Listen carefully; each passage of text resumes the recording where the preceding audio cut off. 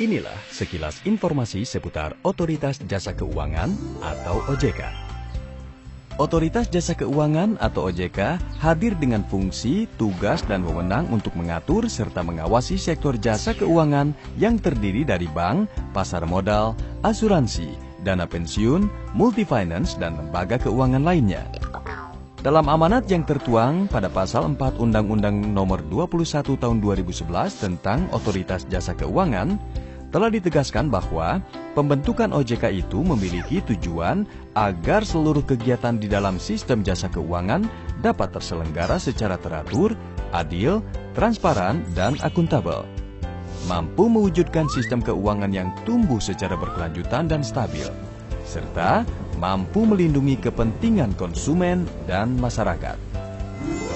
Untuk menjalankan amanat undang-undang tersebut dan berdasarkan pengalaman selama melewati masa krisis, serta demi menjaga stabilitas pertumbuhan di sektor usaha jasa keuangan, sekaligus untuk melindungi hak-hak konsumen, maka diterbitkanlah Peraturan Otoritas Jasa Keuangan atau POJK bernomor 01-POJK07-2013 yang merupakan POJK pertama yang dikeluarkan oleh OJK berdasarkan pengalaman 5 masalah pokok yang kerap terjadi, yaitu informasi yang asimetris, perlakuan yang tidak adil, kualitas layanan yang tidak memadai, penggunaan data konsumen secara tidak bertanggung jawab, dan penanganan pengaduan konsumen yang kurang efektif.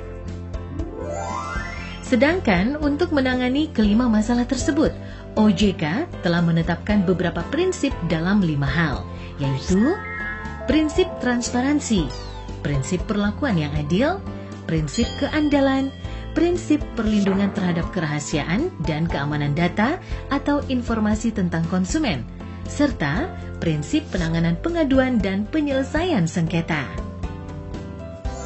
Penerbitan POJK ini pun tentunya memiliki beberapa tujuan mulia. Di antaranya adalah menciptakan sistem perlindungan konsumen keuangan agar kepercayaan masyarakat kepada sektor jasa keuangan meningkat, menumbuhkan kesadaran akan pentingnya perlindungan konsumen di sektor jasa keuangan, meningkatkan pemberdayaan konsumen dalam memilih dan menentukan produk atau layanan POJK, dan menjamin pemenuhan hak serta kewajiban konsumen. Prinsip transparansi yang akan diimplementasikan melalui POJK akan meliputi informasi yang akurat, jujur, jelas, dan tidak menyesatkan, penggunaan bahasa dan istilah yang jelas dan mudah dipahami, pengungkapan detail produk dan layanan, proses edukasi konsumen oleh POJK sendiri, serta pengungkapan atas berbagai perubahan baik produk, manfaat, biaya, resiko, syarat, dan ketentuan. Sedangkan prinsip perlakuan yang adil yang akan diterapkan melalui POJK ini meliputi kesetaraan akses dan tidak diskriminatif, kesesuaian produk dan layanan, pemasaran yang jujur dan bertanggung jawab, prinsip keseimbangan, kewajaran dan keadilan dalam perjanjian, menghindari benturan kepentingan, serta penentuan biaya yang bertanggung jawab. Adapun prinsip keandalan yang akan menjadi fokus POJK meliputi menjamin kualitas produk dan layanan serta melindungi aset dan dana konsumen, bertanggung jawab atas kerugian konsumen yang diakibatkan oleh kelalaian yang dilakukan pihak POJK, memberikan bukti kepemilikan produk dan manfaat kepada konsumen, memberikan laporan posisi saldo konsumen, dan melaksanakan instruksi konsumen yang sesuai dengan perjanjian.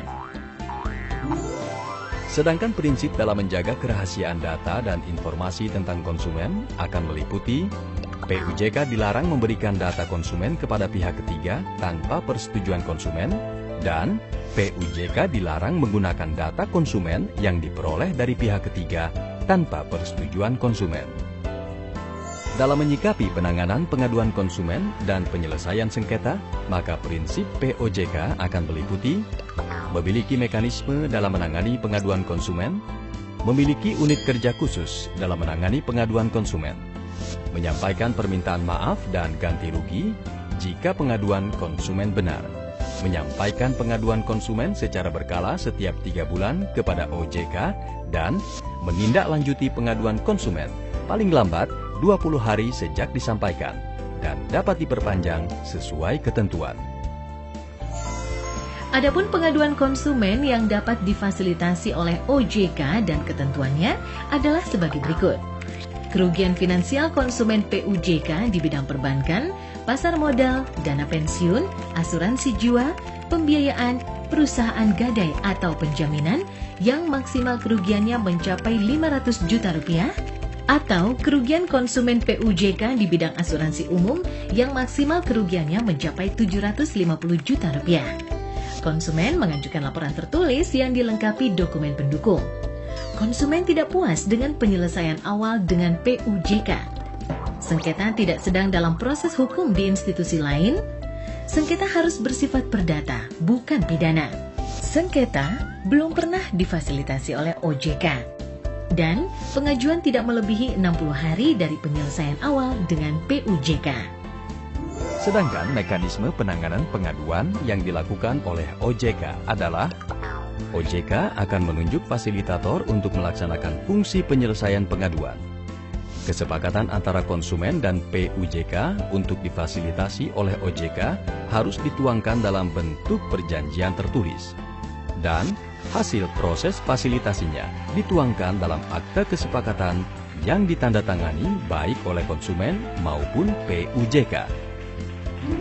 Semua ini bertujuan agar konsumen memahami dan menerima manfaat, biaya, dan resiko, dan pada saat yang bersamaan pihak PUJK dengan profesional menerapkan kelima prinsip perlindungan konsumen. Pada akhirnya, regulasi tentang perlindungan konsumen di bidang jasa keuangan yang akan berlaku efektif pada tanggal 5 Agustus 2014 nanti memiliki tujuan akhir, yaitu agar dapat memenuhi hak dan kewajiban konsumen dengan benar, sekaligus meningkatkan kepercayaan melalui pertumbuhan di industri jasa keuangan yang berkesinambungan.